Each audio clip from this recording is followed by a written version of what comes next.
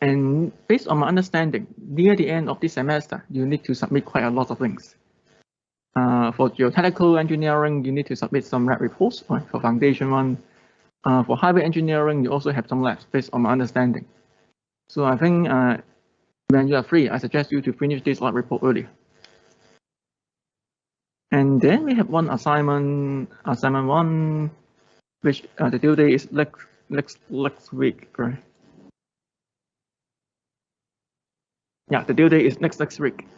You still have around 2 weeks to finish this assignment. At this moment, you can finish the first 2 questions. You can finish the first 2 questions. So try to reserve some time. For assignment, you can use Excel help you to do calculation. I don't mind, but please make sure that you submit the PDF file. Do not directly submit the Excel file to me. Okay, do not submit the Excel directly to me. You need to copy and paste, do some editing. Otherwise, it's quite difficult for me to understand what you are doing.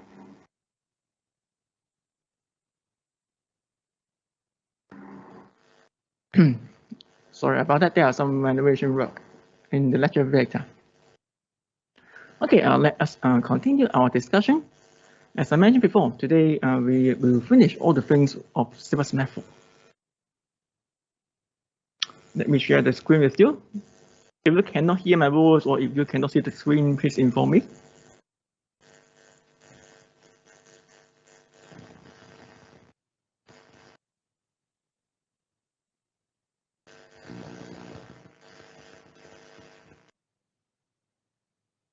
Maybe I do a short revision first.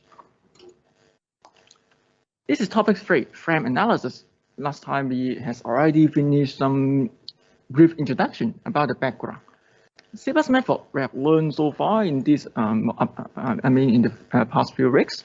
I believe that you're familiar with the basic procedure of CBUS method. The basic procedure is that when you want to use CBUS method to solve a structural problems, firstly you have to discretize structures into different elements. It can be truss, it can be beam, it can be frame elements, and each of them has degrees of freedom. You have to remember what are the degrees of freedom. For frame we have 3 degrees of freedom at each node. Near end node and far node we have 3 degrees of freedom at each node. N mean near end, F mean far end. The first step, discretize structures and assign this degree of freedom, assign the code number 1, 2, 3, 4, 5, 6, etc. After that, you have to find out the element CBUS matrix. For frame, I think I derived the element matrix to you last time, which is quite big. This one. This is the element CBUS matrix for a frame structure, for a frame element. This is a general matrix in global coordinate system. It can be applied for vertical, diagonal, horizontal element.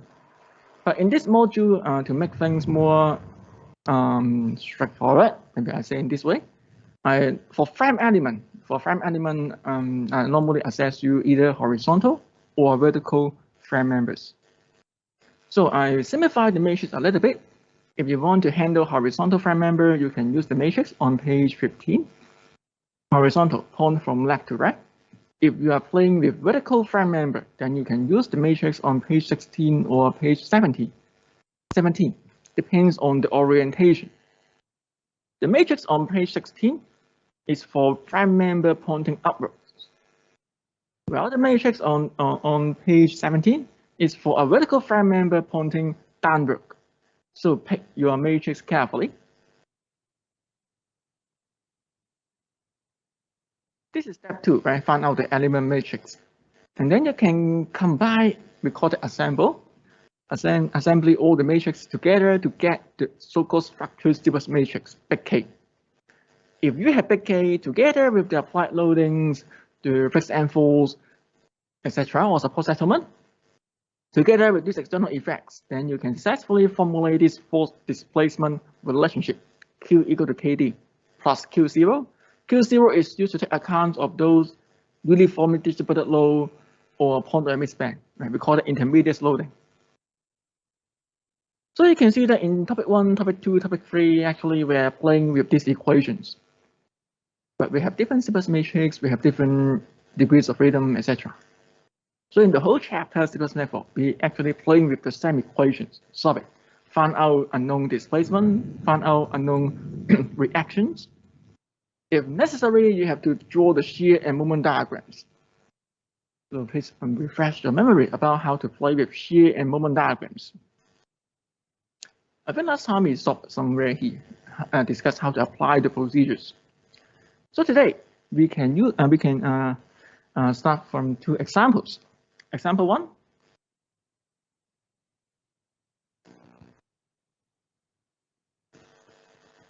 Example 1. A simple frame structure is composed of two members, one horizontal, one vertical, and they have two different boundary conditions. One is a roller support, one is a fixed end. The height and the width of these frame structures are all 6 meters. It's a good news. Same length. This structure is under one concentrated force applied at the corner, 20 kilonewton. On this page, you can see some material properties and geometric properties, the moment of inertia, the area of the cross sections, and the elastic modulus. When you construct the Siemens matrix, you need these informations. Let me see. In these questions, you are asked to find out the loading at the joint, find out all the joints, the reactions, simply speaking, find out the reactions. But as usual, I will also show you the moment and shear force diagram so that you can practice yourself. So how to play with these questions? If you want to find out the reactions, something like that, for these structures, well, using Siemens method, what we can do, you can follow our classical procedures. Step 1, you discretize structures into different elements. This problem, we have only 2 members, so I think everyone will divide this into 2 elements, 1, 2, something like that, and then assign the degrees of freedom. For frame structures, we have 3 degrees of freedom at each node: horizontal, vertical, and rotational degrees of freedom. Please note that we take counterclockwise as positive. Counterclockwise as positive. So totally, we have 3 nodes. 9 degrees of freedom. That one, right? Not yet finished because you have to assign the code number order. I will discuss code number on the next page. And then you can find out you can construct the element matrix, put them together, and solve it. We adopt this procedure many times. Up to now, we go through many examples using the same procedures. What about frame? For frame, as I showed you before, we have totally 3 nodes. Maybe I call this node 1, node 2, node 1, node 2, and node 3. And we have 2 elements, element 1, element 2. Be careful about the symbol. I use a rectangular box to denote the element number. I use a circle to denote the node number, the joint number. For the horizontal member, it's pointed from left to right. For the vertical member, it's pointed from top to bottom. So you can go back to find out the corresponding element matrix. We have some simplified version, right? About the code number, we have totally 9 arrows. 1, 2, 3, 4, 5, 6, 7, 8, 9. We have totally 9 arrows. How to assign the code number order? Assign code number orders, we go through some examples before. You can assign arbitrarily if you're familiar with Siemens method. I think in tutorial 1, tutorial 2, we have some example regarding to the effect if you change the code number order. But here, normally in the nationals, I'm using the textbook suggestions to keep the content consistent. That's why you see that in the nationals, normally I follow the textbook method. Assign code number starting from the position with unknown displacement first. So same problem, same questions, where we have unknown displacement, or alternatively, you may find out the position where you know the displacement, then the remaining one will be unknown, right? Normally you can do it this way. I think it's more easy to define where you have no displacement or where you have known displacement, because they are from the boundary condition, from the supports. You can start from fixed end. Fixed end always easy, because at fixed end normally you have no translation, you have no rotation at fixed end. unless we tell you there are settlement or support movement. But in the questions, there is nothing. That means we have no translations, we have no rotation at fixed end, 0, 0, 0. Fixed end, I think, is easy. So according to the textbook method, you should not start to assign code number right here. You should start to assign code number from the other positions. Another thing, other positions I think is easy is the free end. Free end means free to move, free to rotate. So all three are unknowns. So this one I think is also easy to understand. Free to move, free to rotate, free to translate. So here you can start to assign code number right here at this three corner. Normally we start from horizontal, vertical, and then rotations. The last one, roller support. Roller support normally relatively difficult because you have to make judgment to see which direction is free to move, which direction are restricted. Roller support. On the picture here, you can see that the roller support is sitting on a horizontal ground, which means that the member, this point, cannot go into the ground, right? They cannot penetrate into the ground. So according to this definition, we have no vertical movement. We have no vertical movement because the member at this point cannot go inside the ground. It cannot violate the support conditions. But a roller support is free to translate horizontally if they are arranged in this orientation. So the horizontal, question marks. Rotation. Roller support is free to rotate.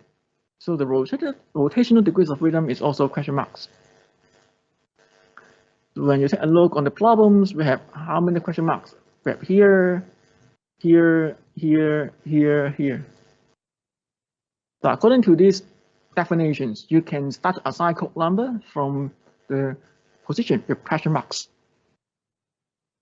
Okay, you can start to assign code number 1, 2, 3, 4, 5 for the position with question marks if you want to follow the textbook method. So this becomes our code number diagrams as shown on page 23. 1, 2, 3, 4, 5. And what about the other? The other you can assign arbitrarily. They are the known displacement positions. 6, 7, 8, 9. Again, I suggest you to redo the example again at home by changing the code number. It will help you understand the procedures and also the impact when the effect of rearranging the code numbers. It's a good practice. Code number will not affect the answer as long as you follow the procedure closely and make no mistakes. Then in this solution, I will follow this code number diagram to solve the problems. At the same time, we are still in step 1. Step 1 means this, discretization, assign code number like here. At the same time, you can do one more thing. You can put down the known force, known displacement vector, the known information. Remember our target.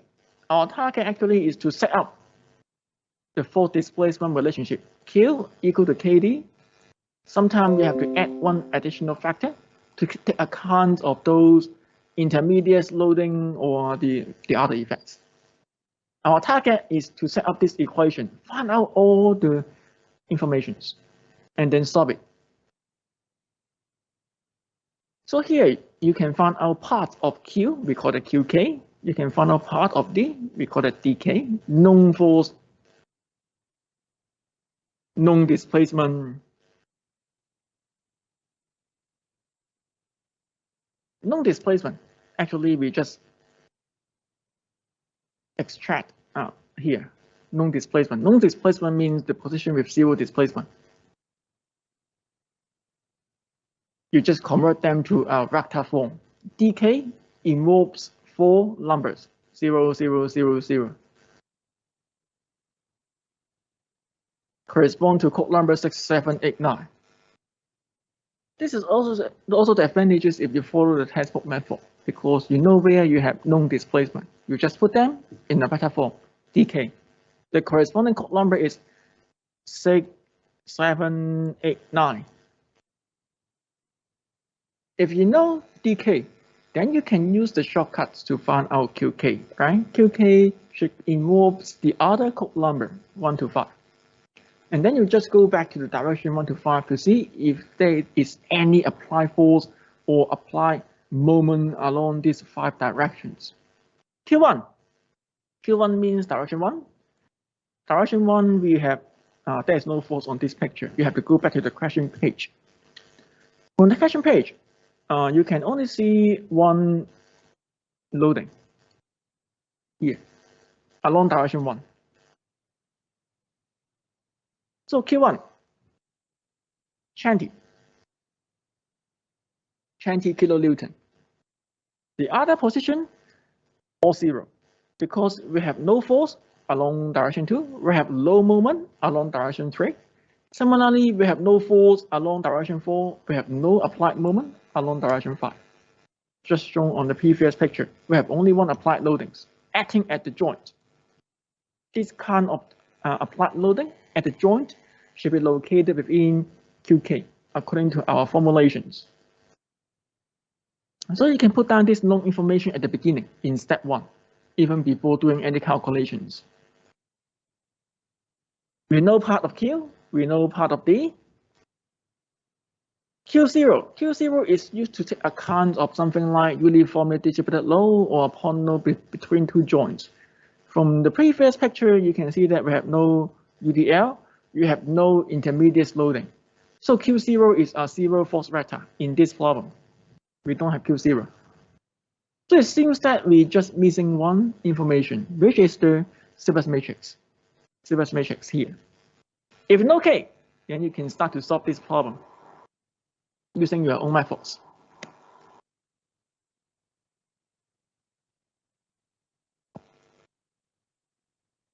If you want to find out the element Sylvus matrix, you may simply find out those common factors. When you go back to the element Sylvus matrix formulations, you can see that there are some common factors within the element matrix. E over L, 12 EI over L cubed, 6 EI over L squared, 4 EI over L, etc. There are some common terms that you may evaluate first. I think it may speed up your calculation a little bit. And then you can go back to page, I think it's 15 to 17. I show you a few matrices for horizontal and vertical frame members. You just fill in the blank, find out their numbers, and substitute their numbers back to the matrix. Another good news is that in this problem, both members have the same length, same E, same I. So these common factors are the same. Okay, they have same length, same E, same I, same A. So I just need to calculate once, and then put them at appropriate positions. This is horizontal. This is element 1. Element 1, member 1, is the horizontal member. Horizontal member, you may go back to page 15 to find out the element matrix, and then fill in the blank, put those common factors back to the matrix. It's pretty straightforward here. Remember to you can find out lambda x, lambda y, but for horizontal member pointing from left to right, lambda 1 is equal to 1, lambda y is equal to 0. Please also remember to put down the code number. Without code number, you can't add up matrices together. Code number. How to assign code number in element level? I give you some text on the top, right? The first row, first column represent the direction, nx, and then ny, nz. We normally follow this order in element level.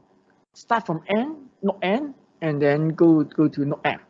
For each node, we start from direction x, y, z.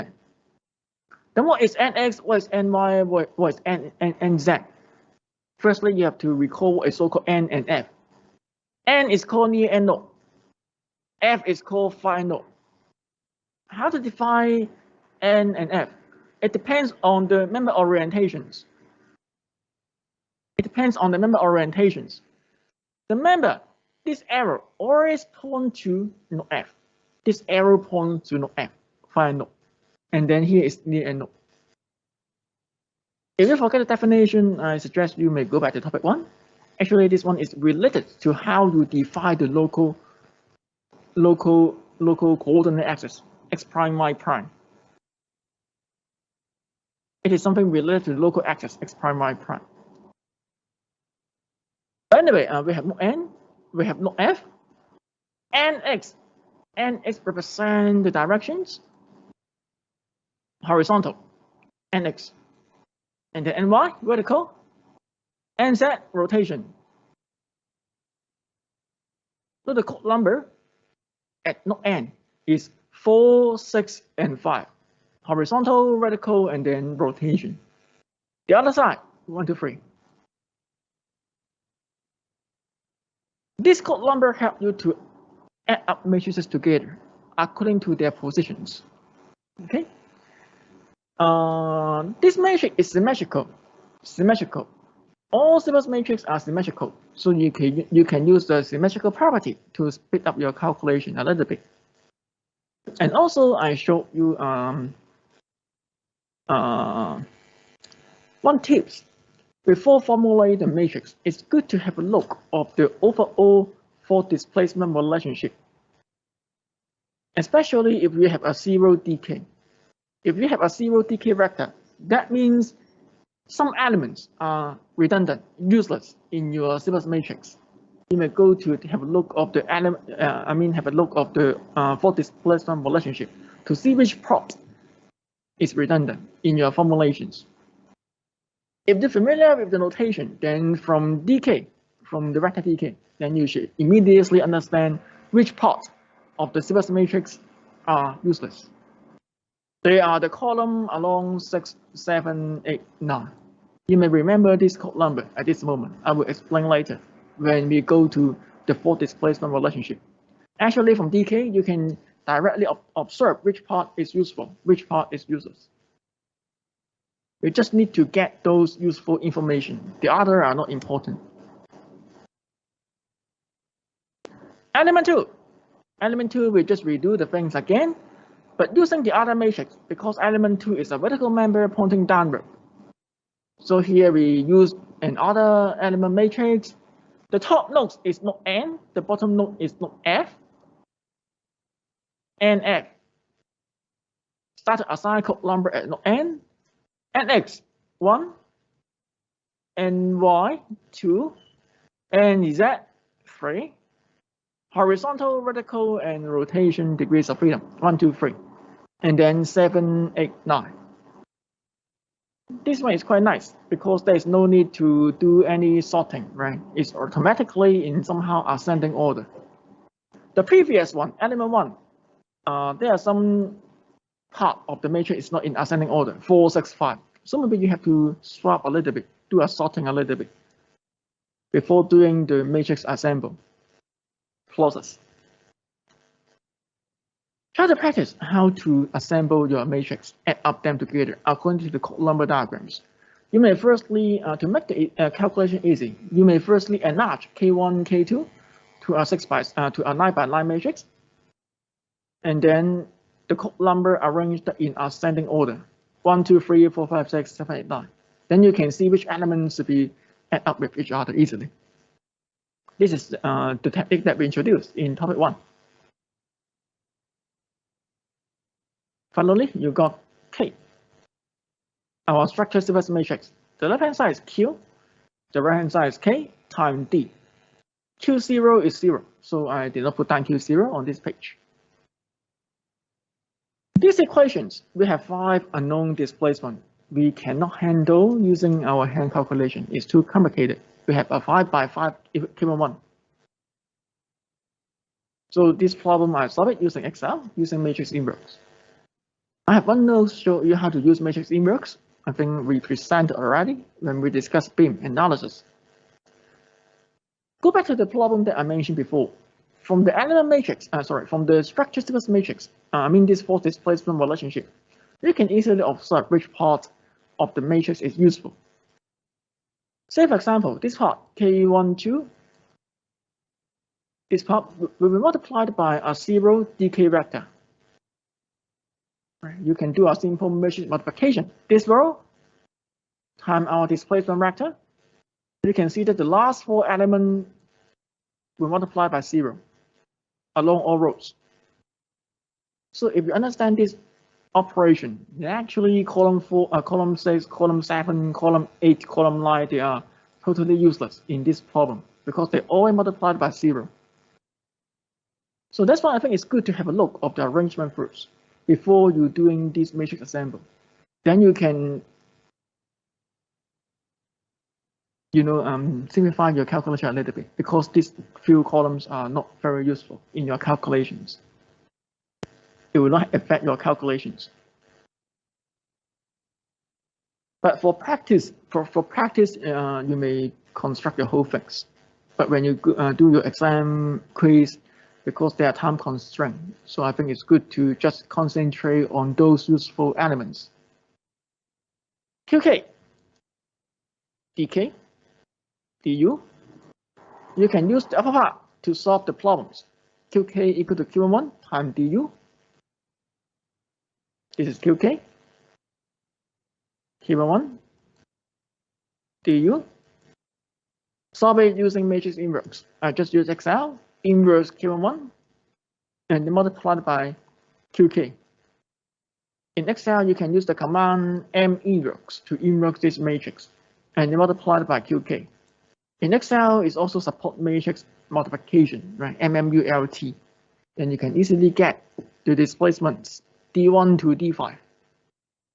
Some are translations, some are rotation. For rotations, we use radian for the unit.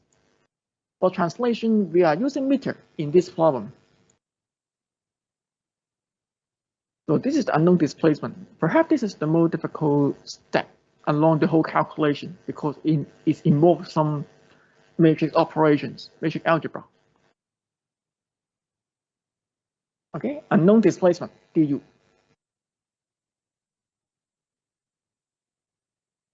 If you know du, then you can solve the remaining properties like the support reactions.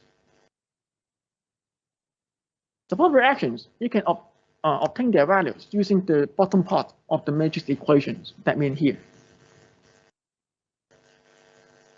You can use the bottom part of this matrix equation, Qu, to find out their values. Find out Q6, Q7, Q8, Q9. This involves only simple matrix multiplication. Say, for example, this row times our displacement vector. Now we know all the displacements.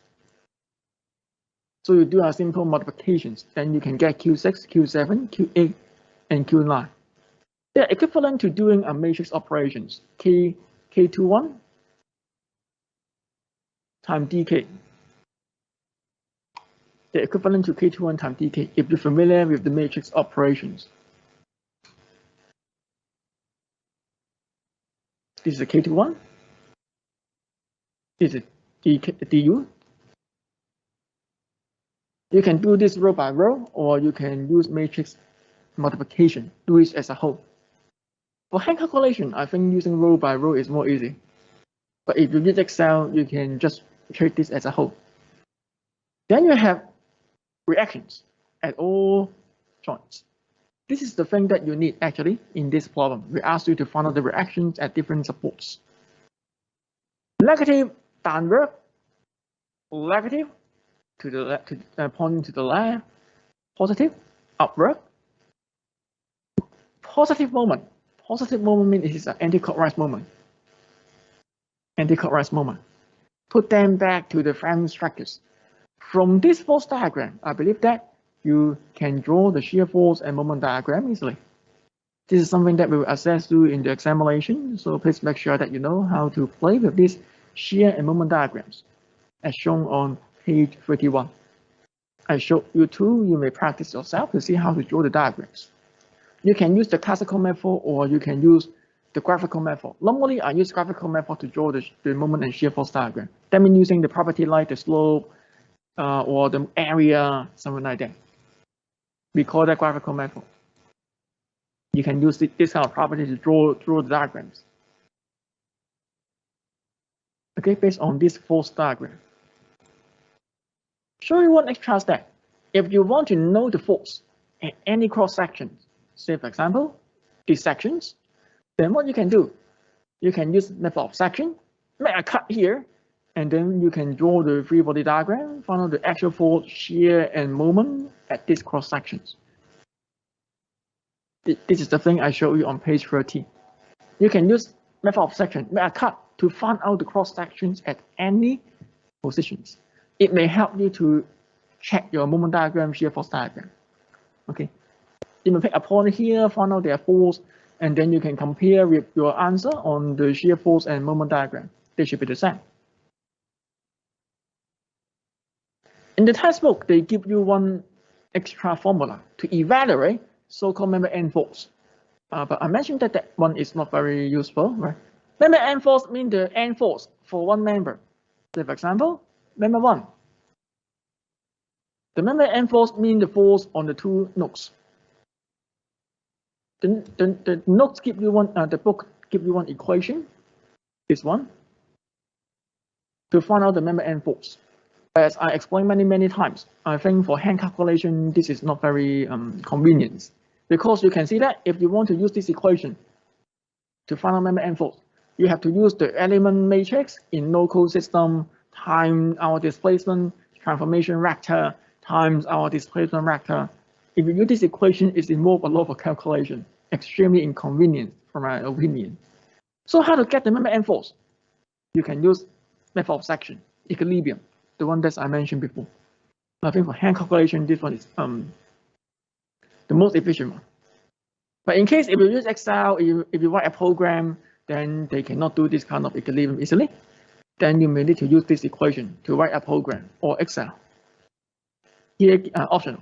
Give you some reference. If you really want to use it, then at least you have something to follow.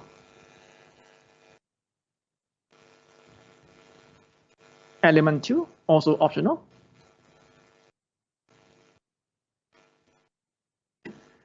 Example 1, a very classical problem, show you how to go through Siebert's method for frame structures.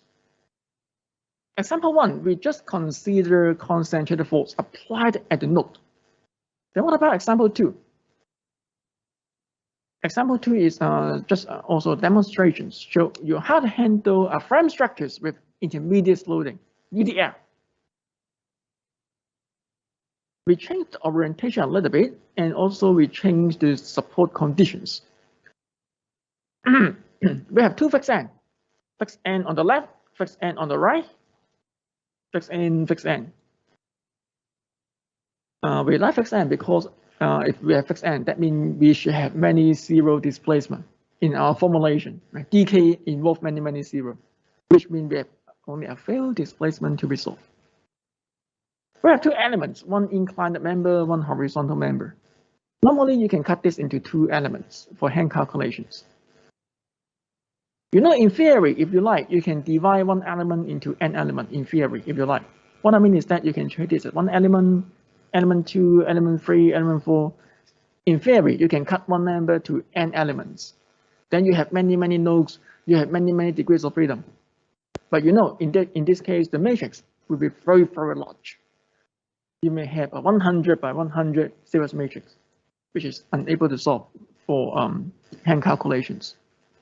That's why for hand calculations, you can simply cut these structures into two elements. Each element, you have 3 degrees of freedom.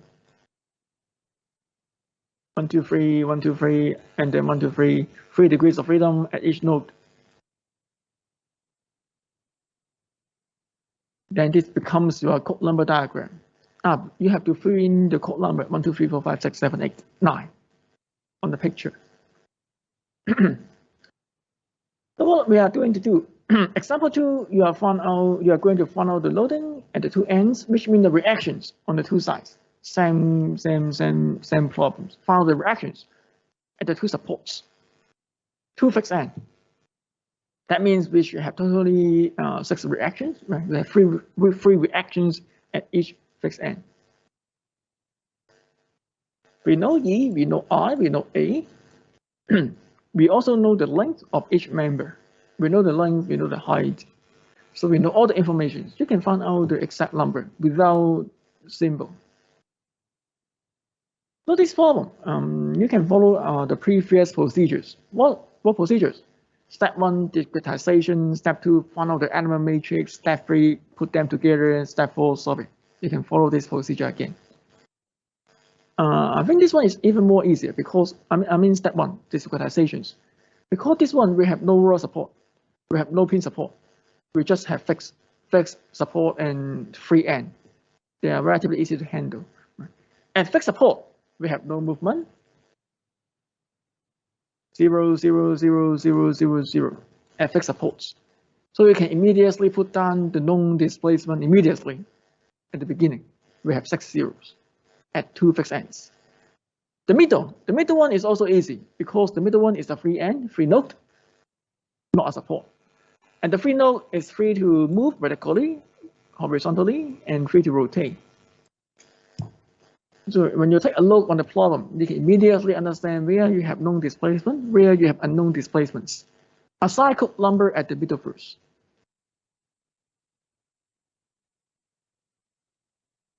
One, two, three at the middle.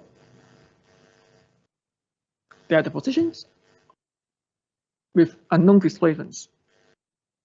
The remaining 2 nodes, node 1, node 3, I mean the node at the fixed end, they are known displacement, all 0. We have 6 0 in DK. Correspond to code number 4, 5, 6, 7, 8, 9. That's why when you see fixed support, you should feel happy because that means you have a very, very big DK. Big DK means what? Big DK means you have, in the structured sequence matrix, quite a lot of columns are redundant, useless. Okay? But this problem, you find out one difficult thing is that in this problem, we have one inclined member, element 1. In the quiz and examination, I mentioned that we will not going to assess inclined frame member in the quiz and examinations. So this one actually is just for illustration. Let you know if you have inclined member, then what will happen. Just put one example here, show you what happened. In the quiz and examination, I assess you horizontal and vertical frame member, not truss. Okay, go back to the problems. We have DK, right? We have the code number diagram. I believe that all of you can construct immediately. We have DK.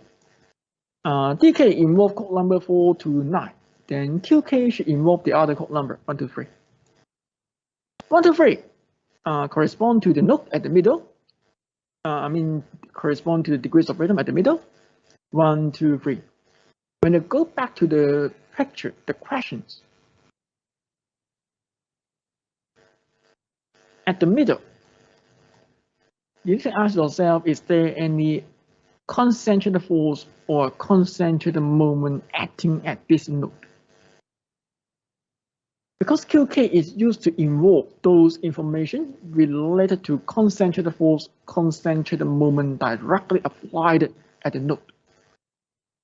From the question page, you can see that there is no concentrated force, there is no concentrated moment applied at the middle node. So QK should be a 0 vector, according to our definition. QK just used to collect concentrated force and concentrated moment. Then you may ask, hey, what about the UDL? UDL, according to our discussion in topic 2, we convert UDL to fixed end force and fixed end moment. You firstly treat element 2 as somehow like a fixed end member. And then I'll give you 2 pictures, right? You can find out the fixed end force and fixed end moment.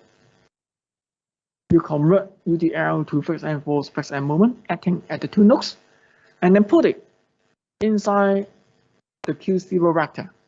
Right? This is the approach that we would like to follow according to principle of superposition. They are all well divided, not unknown. You just follow the picture, find out the fixed end force, fixed end moment, and then you can find out, put them into the Q0 vector, solve it. Just do one extra little steps to do so.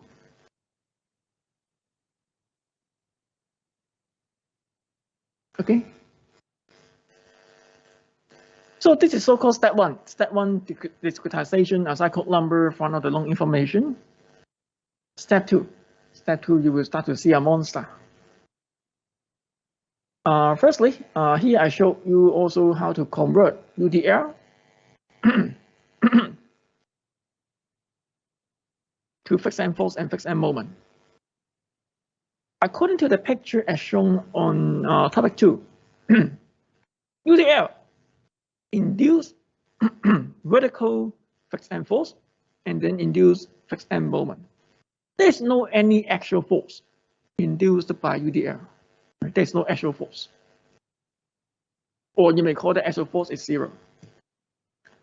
When we express our fixed end force and fixed end moment in a vector form in frame member invoke totally 6 components along nx, ny, nz.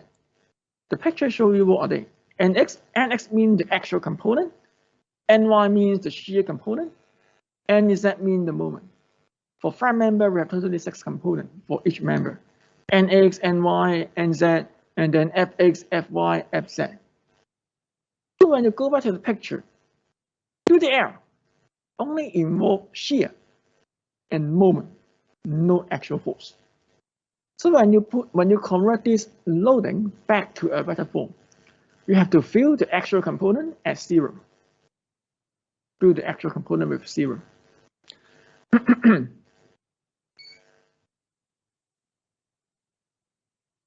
The first position represent nx, second ny, and then nz,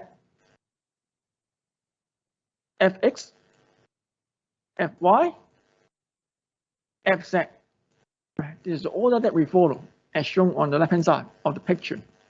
Then you ask yourself, hey, what is the fixed end force along nx directions? What is nx? We mentioned that in the previous example. Nx means node n, x direction. For this member points from left to right, which means the left-hand side is so-called node n, near a node. The right-hand side is our node f, by a node. Nx, x means horizontal. So here, nx, vertical direction, ny. Rotation, nz. The corresponding code number is 1, 2, 3. You may go back to the code number diagram here. Now we are talking about element 2. Element 2. The left side is node n. Here is f. So the code number is 1, 2, 3, 7, 8, 9, as shown on the code number diagrams.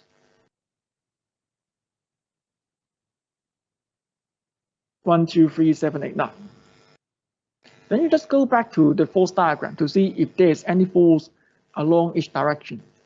As I explained before, when you're under vertical UDL, there is no horizontal force. So Nx, 0. Ny, which is our fixed end force, 150. Moment, nz direction. The moment, according to the calculation, WL squared over 12. The value is equal to 150. Positive number. Because this moment is according to this picture, this moment is a anti-clockwise moment. Anti-clockwise means positive according to our definitions. I mean sign conventions. So we have 0, 150, 150 at node n. Node f, you just follow the same concept. We have no horizontal force along fy. We have 1 vertical shear, 150, and then finally we have a clockwise moment. Clockwise moment, 150. Clockwise means negative. So this is how you can convert a uniformly distributed load in terms of nodal force at a vector form, according to Sylvus method. In the notes, I call this Q0, right? Q0, parts of Q0. This vector missing code number 456. You can add code number 456 into this vector and fill them with 0. So that the dimension will be exactly equal to the structure Sylvus matrix. This is the new step, I think. Difference we never see in the previous example, example 1. Because example 1, we have no intermediate loading. This step shows you how to handle intermediate loading, convert them to vector form. And then you can, according to the code number, put them into the Q0 vector. That means here. along here. Q0 is a 9 by 1 vector because you have 9 degrees of freedom. You just sort them in ascending number, and then that becomes Q0. Very, very easy.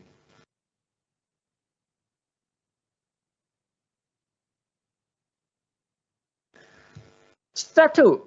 Step 2 is to construct the element sequence matrix. As I mentioned here, you will see a monster because inclined member, element 1 is an inclined member. For inclined member, lambda x, lambda y, they are non-zero. If they are non-zero, then you have to use the general sequence matrix, the one that very, very complex, as I showed you at the beginning. You can see that there's no zero in this element matrix. This is the reasons why I'm not going to test you this inclined member because it's so complicated. I don't believe that you can handle within limiting time, within the time limit. So this one for illustration show you what happens if you have inclined member. You can calculate those common factors and then put it according to the positions. You need to use this matrix. This one for inclined member, a monster matrix. Involve lambda x, lambda y for almost each term.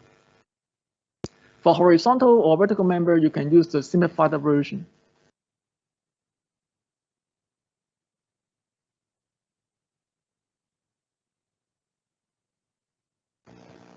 Anyway, the procedure remains the same. Try our best to find out K1 and then find out K2. After that, you can add them up together to find out the structure sequence matrix. K1, K2. K2 is a horizontal member. Element 2 is a horizontal member, pointing left to right. In the notes, I showed you one simplified matrix. I think it's on page 15. You may find out the matrix. Just use it directly. For horizontal member or vertical member, you will see many zeros in the matrix, which make the calculation more easy. And then set up the force displacement relationship. Q equal to KD plus Q0. We know QK. We know DK. DK here. We know Q0. We know sequence matrix. So we know all the informations. Our task is to solve for unknown displacement du, and then solve the unknown reactions if necessary. So you can see that this procedure is very, very general. It can be applied for truss member, applied for beam, applied for frame. This procedure also applicable to 3D member, 3D structures, space frame, space truss, although the matrix will be very, very large. So here we use the upper part to solve for unknown displacement. Use the top 3 rows to solve unknown displacement, D1, D2, D3. The same remarks from DK, from our known displacement vector. You can see that column 4, column 5, column 6, 7, 8, 9. These 6 columns always multiplied by 0 according to matrix multiplications. So that means column 4, 5, 6, 7, 8, 9, they are useless in our calculation. They will not affect your calculations. Symbolically, you can call this K12, K22. They are useless. They will not affect your calculations. When you construct the structure sequence matrix, actually you can ignore them, or you can express them symbolically, like what I did here. K12, K22. Just use K11 to find out unknown displacement. Use K12. K21. Use K21 to find out unknown reactions. Use the upper part to find out unknown displacement. Qk equal to Q1 times du plus part of Q0. Part of Q0. If you like, you may move Q0 to the left-hand side of this equation, and then you may solve for 3 simultaneous equations, or you may use matrix inverse Q1 to find out du vector. This one you are either solve three simultaneous equations, or you may inverse matrix, or you may use Gauss elimination to find out d1, d2, d3. Finally, you can get unknown displacement d1, d2, and d3. These three numbers.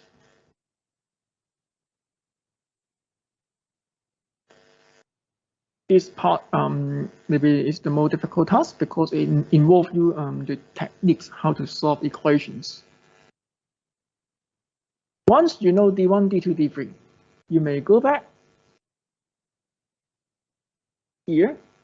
Now you know d1, d2, d3.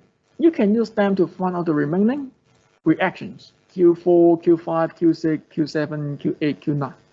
Say for example, Q4. Q4 is equal to this row times this column plus one terms on the right hand side. Don't miss Q0. We have Q0 on the right hand side. When you calculate the force, don't miss this extra force vector. Add the fixed end force or add the fixed end moment. You can do this row by row to get all the unknown reactions.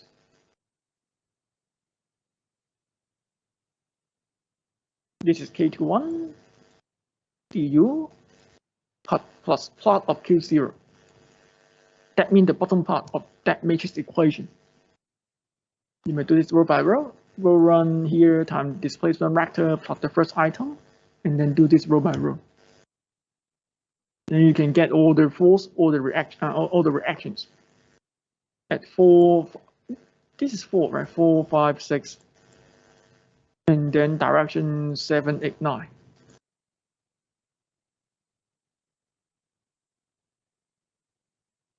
If you have this force diagram, you may try your best to draw the shear and moment diagrams. But this one is not easy because for inclined member, you may need to change the orientation of the horizontal force and the vertical force to become the local orientation. What I mean is that you may need to change the force to the axial and shear component for this inclined member. It may involve side cosine again, or you may use the force transformation matrix. So this one is not that straightforward. But if you if you do the procedure properly, then you can also get similar things, shear and moment diagrams. But for inclined member, you need to do more things. You have to find out the corresponding shear component and the moment component. Do some transformations. I skipped 2 pages. They are optional. They help you to find out the member end force. You may use it if you like. Use this matrix equation.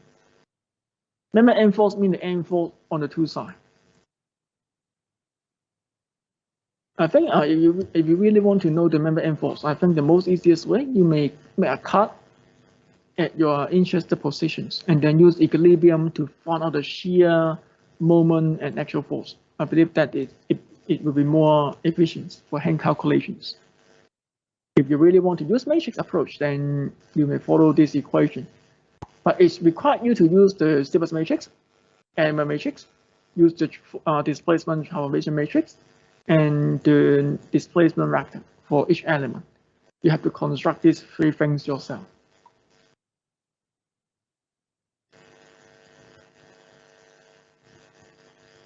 So to conclude this chapter, to conclude this topic, in this topic we introduce how to formulate the problems for frame structures, specifically 2D frame, plane frame. We know how to formulate the problem of a plane frame under concentrated force under UDL, and then we know how to analyze a plane frame structures using Sylvus method. So we finished our discussion for Sylvus method. You know how to analyze truss, beam, frame using Sylvus method. The procedures are the same. You can use the same procedure for these 3 kind of structures. The last page, there is one important word reference on the top. This place shows you a 3D frame. Space frame means 3D frame elements. 3D frame is quite complicated because each node will have 6 degrees of freedom for each node. So one member One member, we have 12 degrees of freedom. One member. 3 translation, 3 rotations for each joint, for each node. So one member, we have 2 nodes, 2 times 6 give you 12.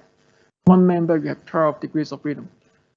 For our space frame, like here, you can count the degrees of freedom yourself. You can see the size of the Sybus matrix, structure Sybus matrix. You can also count the number of unknowns yourself. At the fixed end, at the bottom, all displacement are 0, right? On the top, there are free end. Free end means the degrees of freedom on the top are all unknowns. Then you can see that if you want to solve the problem, you need to solve a very, very big du vector, difficult to obtain by hand calculations. Similarly, for our frame structures, the one that's similar to what we did in our SAP 2000 workshop, it involves quite a lot of unknown displacement. It's quite difficult to solve it. The procedure is the same, but quite difficult to solve it mathematically. But you can extend the concept to here. Okay, you can extend the concept to here. It's just like what the computer do. Firstly, when you put a member here, the computer can automatically generate the element matrix because you give them the length, you give them the material properties, the size. From the element matrix, the computer can, based on the code number, the node, add up all element matrix together to form the big K.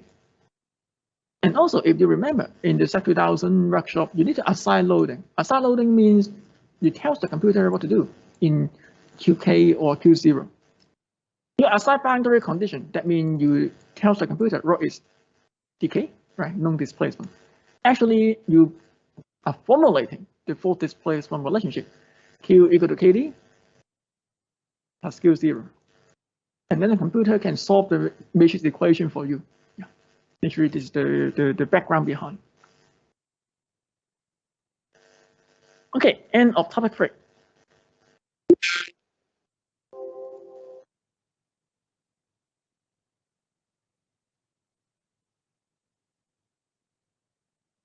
Now we finish all the contents for our first big chapter. The first big chapter involved totally 3 subtopics. Topic 1, truss. Topic 2, beam. Topic 3, frames. We now finish all our discussion for our first big chapter, Sybus Network. Let's see if we have any questions regarding to this chapter.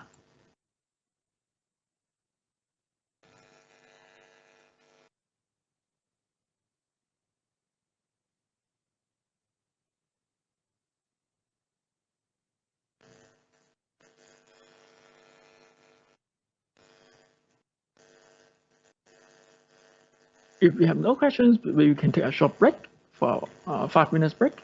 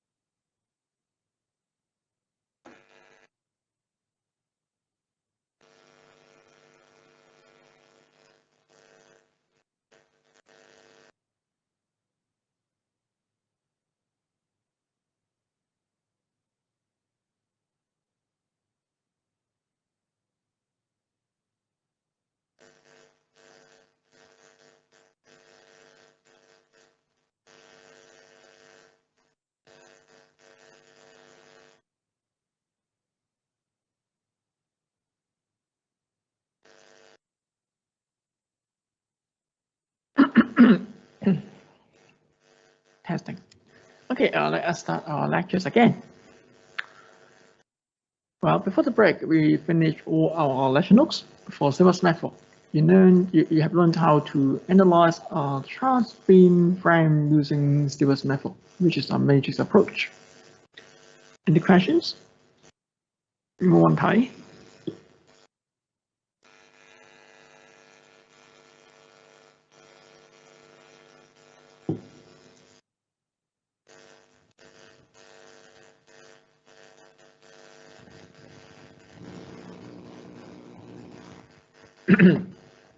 Just remind you that we have one assignment, assignment 1. In this assignment, we have 3 questions. The first one is for trust structures. This question, trust is not difficult, but these structures, we need to consider quite a lot of external effects. We have applied loadings, inclined force. We have to resolve the inclined force into horizontal and vertical loadings. And then we have temperature change, we have fabrication error, we have support settlement. So in question 1, you need to consider 4 external effects: force, temperature, fabrication error, and settlement. We have totally 4 effects in question 1. You can follow the classical procedure, formulate the equation, solve for displacement, solve for reaction, solve for member action force. Question 1, you know how to do it at this moment. Question 2, beam. You also know how to analyze beam using Silver's method. Here I give you 1 tip. The tip is that you can divide the beam into 3 elements.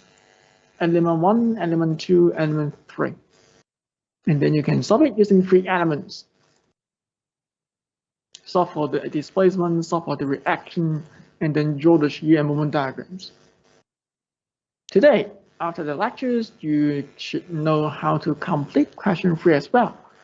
Question 3 is a plane frame under distributed force and under horizontal force. You're asked to use Silver's method to find out the displacement again, find out the reactions, and draw the shear moment actual force diagram. The tip is that you may use Excel to solve this problem because you will find that the problem size is quite big. You may use Excel to use matrix inverse to find out the unknown displacements.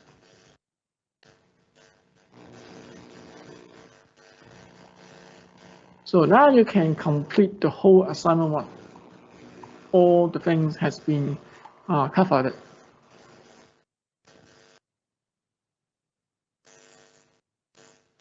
Okay, any questions? Any questions you want to ask me? 有冇問題你想問我？